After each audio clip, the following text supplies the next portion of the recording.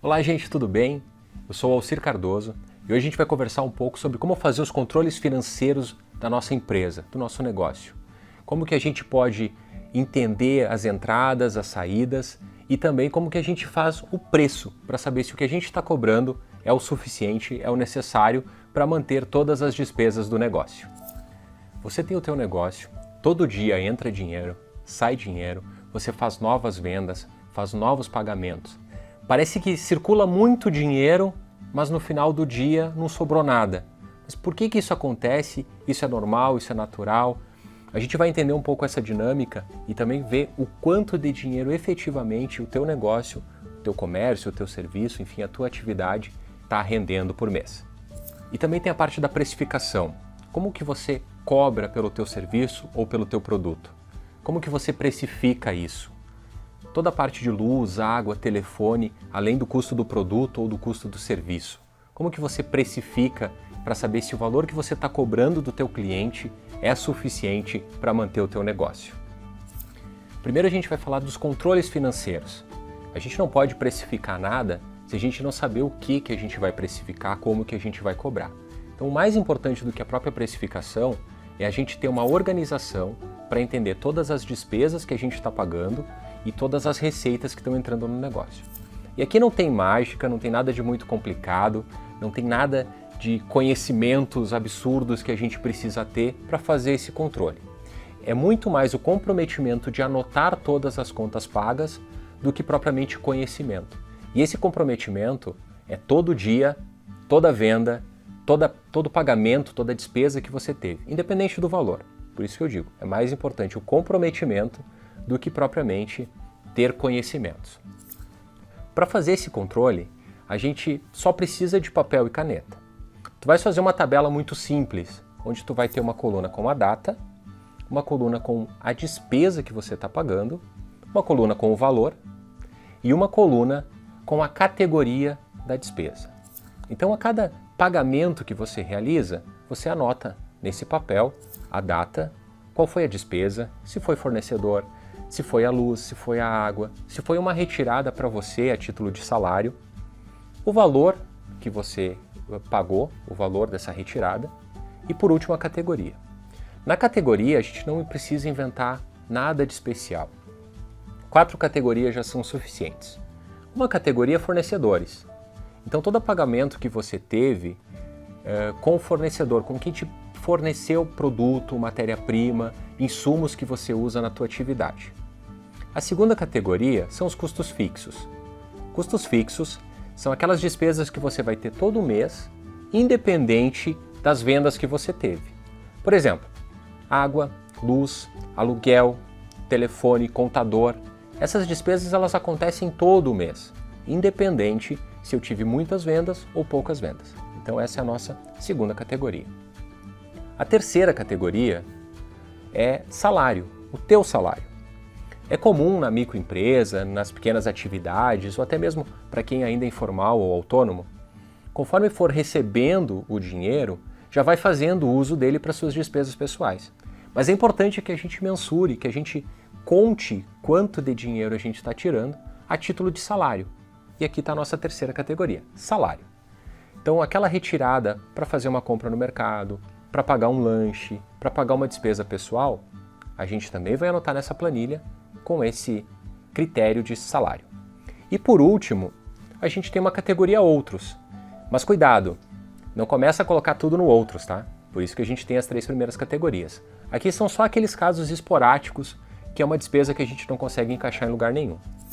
No final do mês, é importante que você some a despesa que você teve com cada categoria e compare de um mês para o outro como que isso evoluiu, quanto que você gastou a mais, quanto que você gastou a menos. E ao longo do ano, conforme você vai tendo essa mensuração, você já consegue ter uma ideia da despesa que você tem no seu negócio.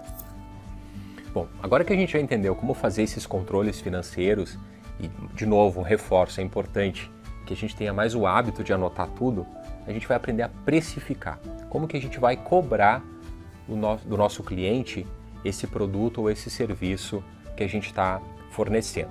Primeiro eu vou falar da precificação de produto, quando é um comércio ou uma indústria. e depois eu vou falar da parte de prestação de serviço. Só que hoje, quando a gente fala de precificação, existe um cara que se chama mercado. Ou seja, o cliente, ele dita o quanto ele quer pagar por um produto. Porque se eu tenho um produto que está custando caro, ele compra no concorrente. Então o mercado nivela preço. Isso é uma realidade, a gente precisa tomar cuidado com isso. Eu não posso simplesmente ir criando o meu preço com base nas despesas que eu tenho, que talvez eu vou chegar num preço final de venda muito diferente do que o mercado está trabalhando. E aí o meu cliente não vai comprar de mim. Então a gente trabalha normalmente com uma ideia de descontar do preço. E lá no final a gente vê o quanto que a gente precisa vender desse produto para ver se ele é viável para nós, se ele é interessante que a gente mantenha ele na nossa carteira de produtos. Eu vou explicar com uma camiseta. Digamos que o mercado, os clientes, aceitam pagar por essa camiseta o valor de R$200. Então, a partir desse momento, o meu preço de venda será 200, aquilo que o mercado aceita pagar. Claro que estrategicamente a gente pode variar alguma coisa, por exemplo, 190, 189,90, 205. Isso não é o problema da questão. A questão é que, naturalmente, a gente tem um valor de referência para cada produto. Se eu parto de R$200, eu preciso ir descontando todas as despesas que eu tenho. Algumas despesas são variáveis, e a gente vai falar disso agora, e algumas despesas são as fixas, que a gente falou no começo do vídeo. Bom, a primeira despesa que eu tenho quando eu vendo um produto é imposto. Para quem é do Simples, essa taxa pode variar, e aí precisa verificar com o contador qual que é o percentual que você tem. A título de exemplo, nós vamos falar em 4,5%. Então, nessa camiseta de R$200, 4,5% são R$9. Está aqui o primeiro desconto que eu tenho que fazer. Se você é um microempreendedor individual, essa alíquota de imposto ela é zero, ela não existe, a gente pode pular essa parte. A segunda despesa que eu tenho que considerar é a taxa do cartão de crédito. Se eu fiz a minha venda no cartão, eu não recebo o valor integral da venda, porque a operadora, a própria maquininha, tem ali um percentual de desconto por fazer a intermediação dessa transação. Vamos aqui, a título de exemplo, considerar que essa taxa é de 2%. Então, na minha camiseta de R$200, eu já vou ter um desconto de R$4 de taxa de cartão de crédito. A terceira despesa que a gente considera é aqueles custos da venda. Talvez um cliente peça para colocar essa camiseta numa embalagem de presente, fazer uma fita, uma sacola. Essa despesa talvez não aconteça. A pessoa já sai da loja com a camiseta vestida. Mas é importante que eu considere aí um percentual nesse desconto. Para esse exemplo, vamos dizer que são R$2. E por último, não menos importante, é o próprio custo da camiseta. Essa camiseta de R$200 que eu estou vendendo, eu paguei 80 por ela. Mas aqui tem uma pegadinha que é importante a gente ficar atento. Quando eu compro um produto, talvez venham algumas despesas agregadas a esse produto. Impostos de compra, como diferença de alíquota quando eu compro de outro estado, ou substituição tributária. E isso pode acontecer inclusive para o MEI. Então é importante o MEI estar atento nessa situação. Para quem já é do Simples Nacional, isso já é mais natural. E eu também preciso considerar frete. O frete, eu vou dividir o custo do frete pelo número de mercadorias que eu fiz naquela compra. E aí eu vou ter algum valor ali. Então essa camiseta que eu paguei R$80, talvez na verdade ela está me custando R$100, porque eu tenho essas taxas adicionais. E agora fica fácil porque é conta de menos. Então eu vou pegar os R$200 do preço de venda da camiseta, menos os R$9 de imposto, menos os R$4 do cartão. Então eu tenho 200 menos 13 já, 187. Depois eu vou descontar os R$2 do custo de venda, 185, e vou descontar então os R$100 do custo total da camiseta. E o que me sobra é R$85. Muita gente acha que esses 85 é o lucro, mas não é o lucro. Isso tem um nome conhecido como margem de contribuição. Ou para alguns, o lucro sujo. Não é um termo mais adequado, mas é importante a gente saber que isso que sobra é só a parte que vai me custear as outras despesas. A gente ainda não falou de luz, não falou de água, não falou de aluguel e todas as outras despesas que são as fixas. Então é com essa margem de contribuição, que nesse nosso exemplo aqui ficou em R$85, que a gente vai pagar as outras cotas. Agora, como é que funciona isso? Vamos partir do pressuposto que o custo fixo da minha loja é algo em torno de R$5.000. O aluguel, a luz, a água, o salário que eu tiro dá R$5.000.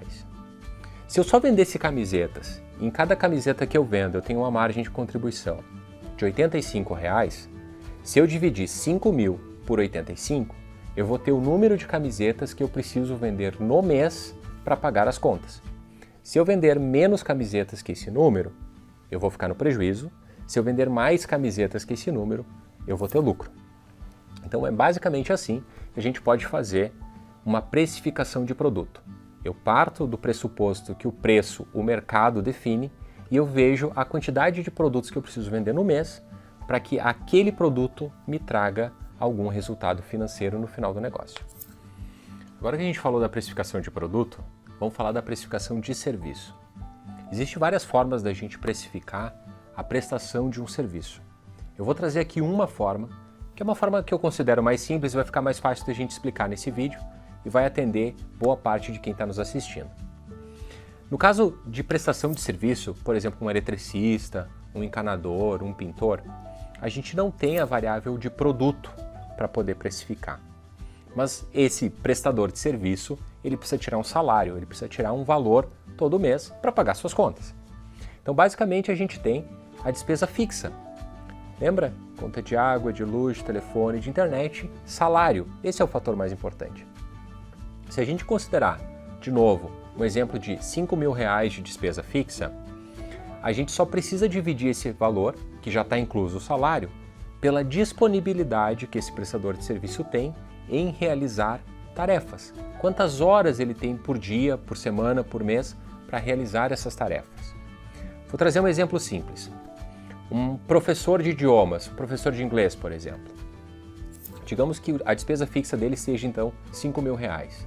Ele tem lá R$3.000 de salário que ele precisa tirar para ele, R$1.000 de aluguel e mais R$1.000 de luz, água, telefone e internet. Se ele dá aula, se ele pode dar aula 8 horas por dia, vezes 5 dias na semana, vezes 4 semanas no mês, ele tem uma disponibilidade de 160 horas por mês. Mas nós não podemos pegar o custo fixo de R$5.000 e dividir por 160 horas, porque por mais que fosse maravilhoso, isso não acontece, ele não conseguiria lotar a agenda nessa quantidade de clientes. Então, digamos que ele consegue efetivamente assumir compromisso com 50% da agenda.